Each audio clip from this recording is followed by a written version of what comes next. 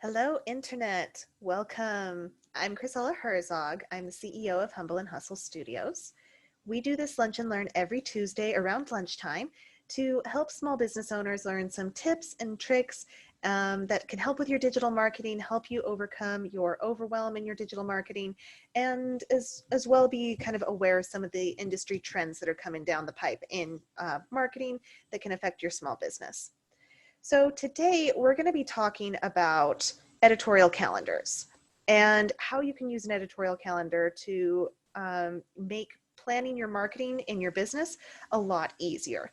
So we've done videos about editorial calendars before, and in case you didn't watch that video, there are a few reasons why you need an editorial calendar. First of all, you need it because an editorial calendar is going to save you time. If you spend 3 hours on a Sunday planning out marketing for the week ahead, that in that's going to save you time over spending 1 hour every day during the week trying to figure out what you're going to post, writing that post, scheduling that post, sending it out, and then trying to get focused and not be distracted by social media sites and while you're trying to get back to work. So scheduling this all out in advance, doing this in batches is really going to help you focus your time, get your marketing scheduled, make that more consistent because consistency is key in marketing. So these things are really going to help you. A digital calendar or an editorial calendar is also going to help you organize your marketing across different platforms. So if you have, say, for example, you have a promotion that's coming up in your business. You have, say, a webinar or something like that that you're running and you need to promote that. Well, it will help you plan out that promotion schedule in advance, and then you remember to promote it across all the different platforms to coordinate with whatever ads you have going on, all these different things. So all of your marketing can be on the same page rather than it just being kind of like the scattered post something here, post something there, maybe forget to post entirely sort of process.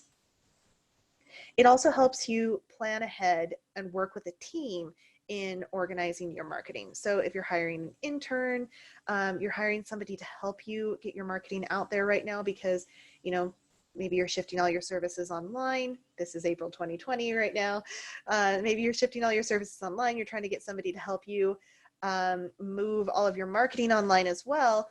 If you have a team that you're working with on coordinating your marketing, having an editorial calendar is going to be so important to making sure you're all on the same page with that.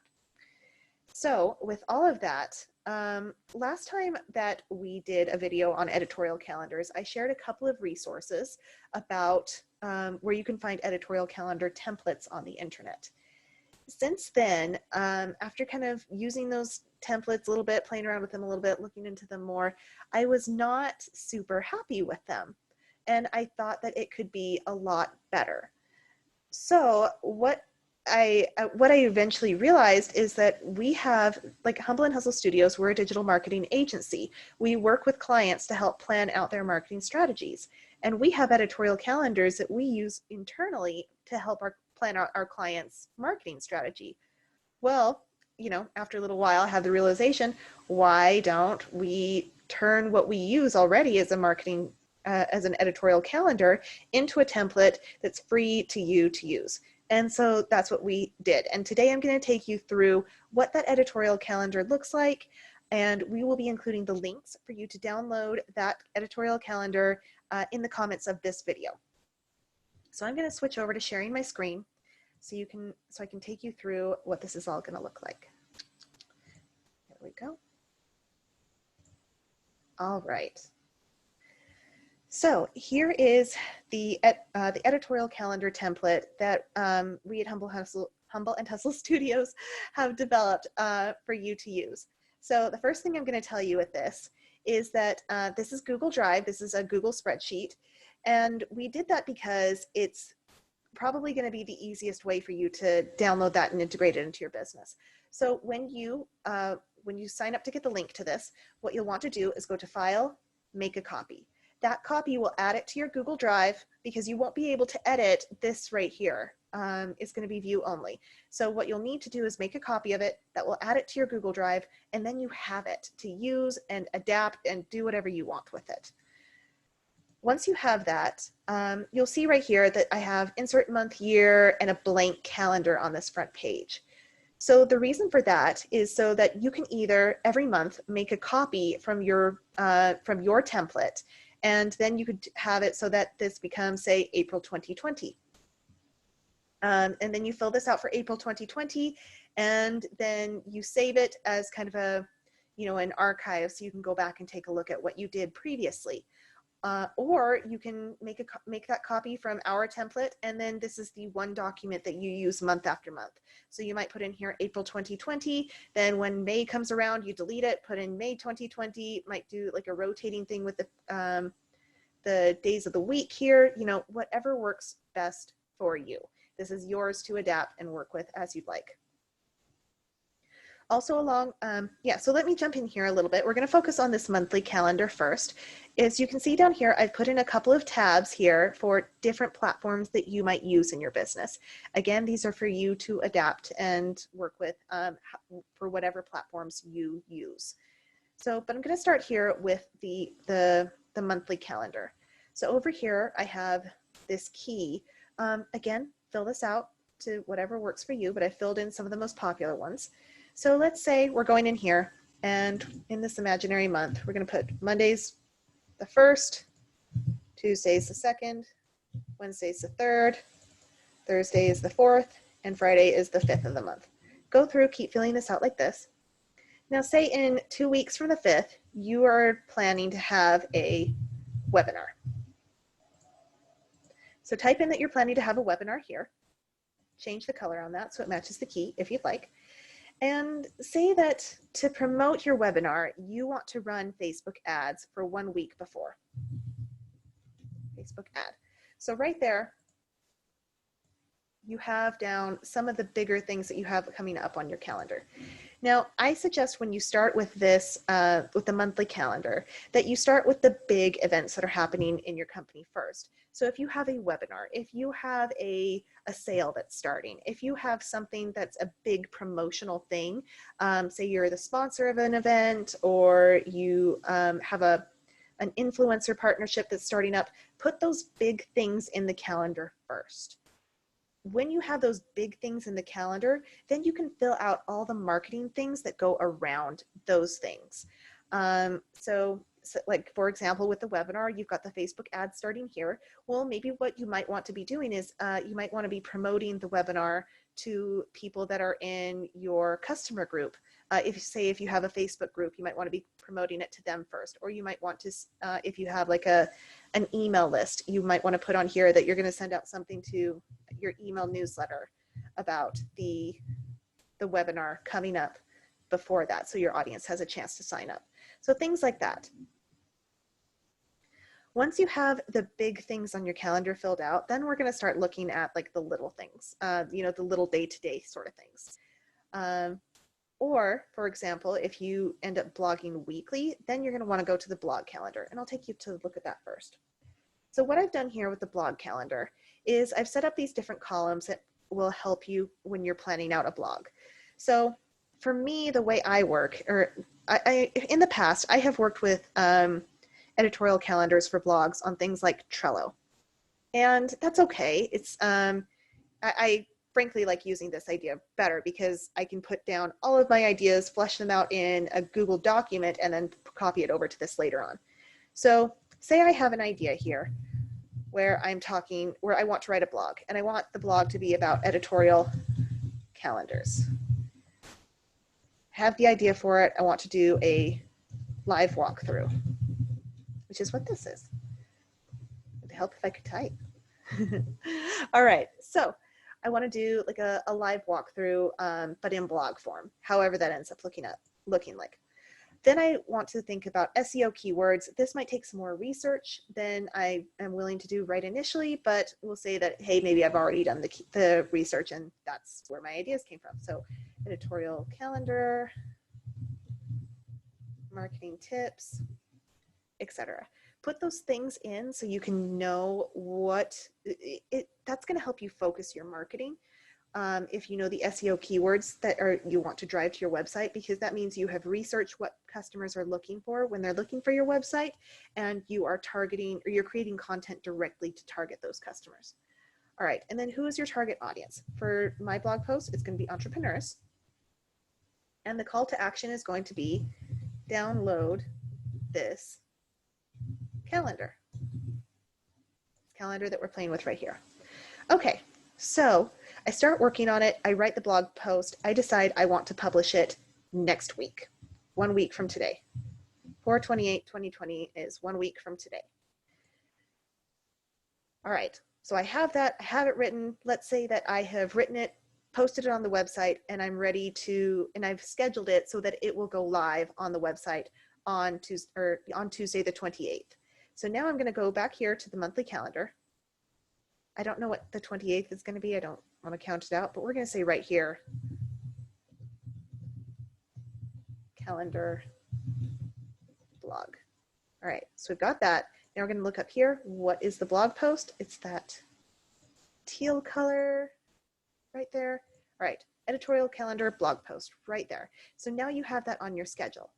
Now, if your website management system is like mine, and I use WordPress, if you have your blog post that is, it's in your system, it's ready to be published, and you've scheduled it and everything like that, you can get the link directly from that, and you can start scheduling out your posts already. So you can put something here where this box might be a link, and you include the link right there to that blog post.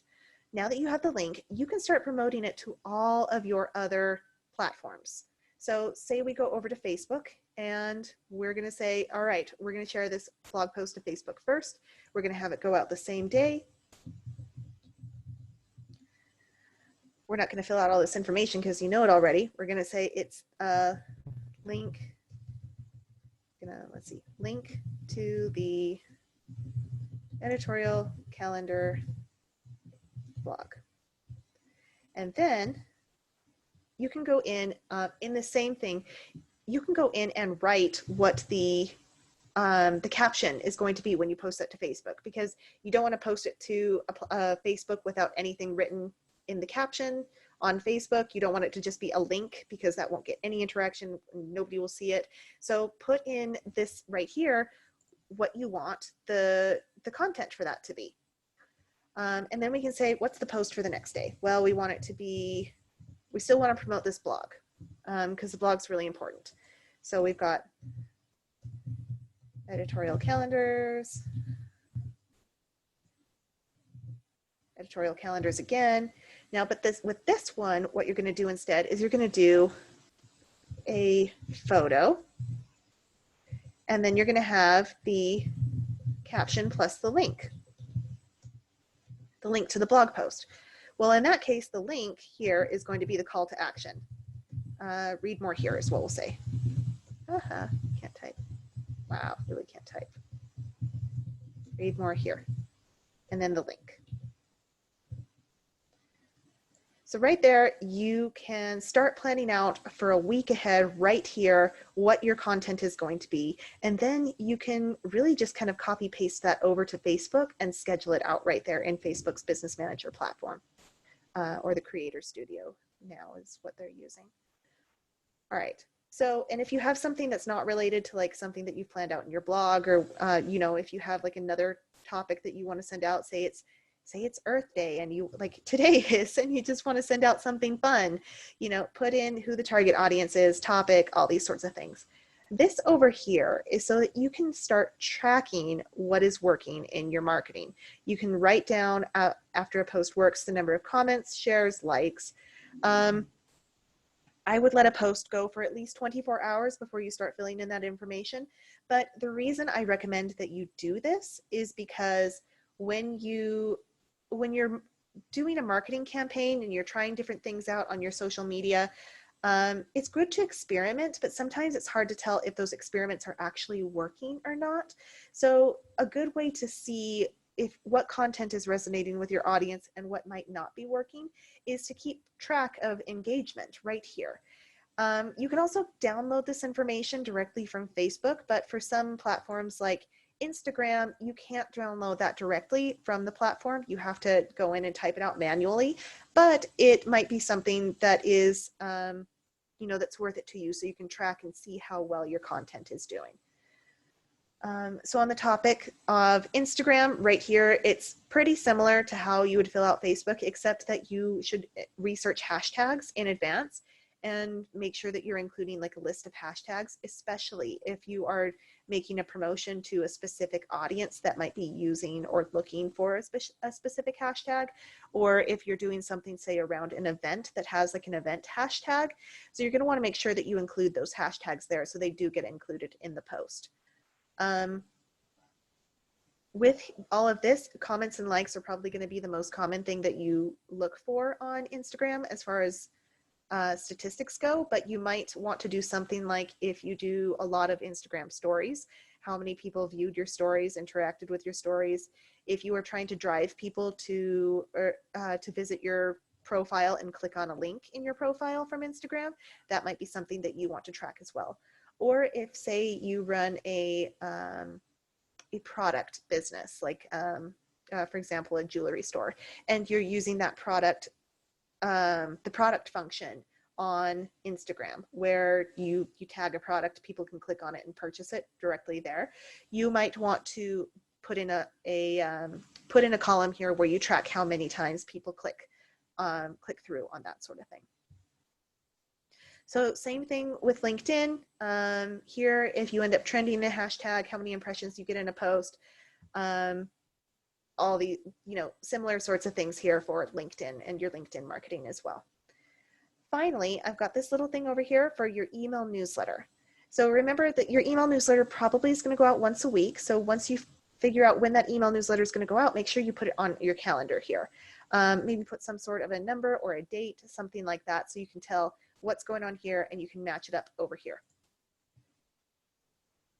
So for this, we've set it up so that you can decide, the send date, how many people opened the email newsletter. And then if you're like me, you probably don't have just one topic in an email newsletter. I usually will have, if I'm promoting something for, say, like the Utah Podcast Summit, I will have something that is our big immediate call to action up first, and then the recurring reminder of getting your tickets to the Utah Podcast Summit down below, things like that. So I put in here headline topic and then topic number 2. You put in the content. What's the call to action? That can be a button. That can be tracking a button, tracking like just specific language to see what works. And then how many people actually clicked through on that. And all the way over here with the second topic as well. Excuse me. So that is how to put together this editorial calendar. Really simple tool, but I like it because it brings all of your platforms together across these different things. There are a lot of tools out there that will let you plan for 1 or 2 different platforms. For example, I use an Instagram scheduler where I can schedule not only for Facebook, but also for Instagram in the same place as Pinterest as well. But I can't coordinate that schedule from that platform with, say, an email newsletter or a blog post or something like that. I can't, or even LinkedIn. I can't cross promote across those different platforms. And I don't get the nice calendar view of my month ahead that I get with this. So we created this with the business owner, the small business owner in mind, who's trying to keep all these disparate platforms together and keep track of their marketing in one place. And this is really great also because since it's in Google Drive, you can share it with your team members. You can, for example, if you write a post here or a blog post, put the link here, and then you hand off the rest of your content to your team, you can go in and say they write a Facebook post right here. And you can read what the caption is going to be on that. You can edit it and then send it back over to your team to actually schedule it. And then you have access to all of the great collaborative options that are here as part of Google Drive. All right, so that's all of that. We'll be sharing the link to download this in the comments of this video. I really hope that this is helpful for you. If you get stuck with it at all, if you have any questions, please feel free to share that in the comments below, or I've put my meeting link right here in the captions up above. You can always schedule a meeting with me and we'll talk and let's see how we can help you out. All right, thanks everyone. It's great to be here. We'll see you next week. Bye.